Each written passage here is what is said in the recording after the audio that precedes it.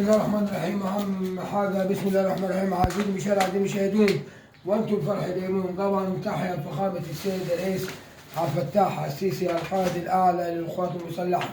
طبعا بقول لك مصر الدنيا مش لا الدنيا حلوة جدا في مصر.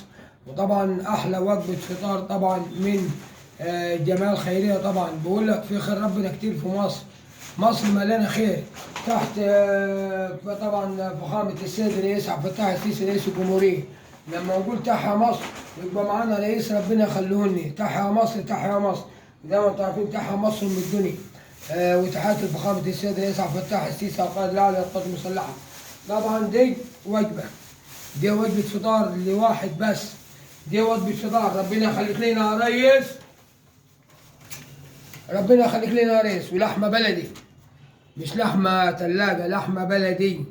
شوفوا دي وجبة فطار.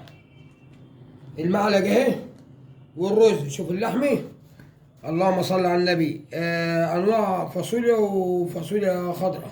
شوف اللحمة خير. وجبة واحدة بس، دي وجبة واحدة بس لواحد بس. شوف اللحمة يبقى مصر بخير. مش الناس اللي هتطلع على السوشيال ميديا تقول لك الحكومة مالها الحكومة.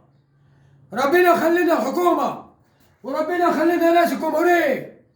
وتحيا مصر تحيا مصر. هذا واجب السلطان اهي. هذه الناس الحاقدة اللي قاعدة برا اهي. شوف الناس الحاقدة اللي قاعدة برا. هذه الفطار اهو. هذه اللحمة اهي قدامكم اهي. الناس الحاقدة اللي قاعدة برا هم عارفين نفسهم هم مين عشان يرضوا يبقوش يتكلموا على سيادهم. أي حاقد ما يتكلمش على سيده تاني. ربنا يخليك لينا يا ريس، ربنا يخليك لينا يا ريس.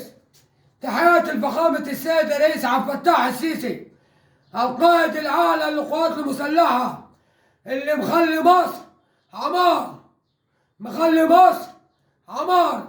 ربنا يخليك لينا يا ريس، ربنا يخليك لينا يا ريس، ربنا يخليك لينا يا ريس، ربنا يخليك لينا يا ريس، ربنا يخليك لينا يا ريس، ربنا يخليك لينا يا ريس. كنتم مع نجم مصر الأسطورة واحد بس.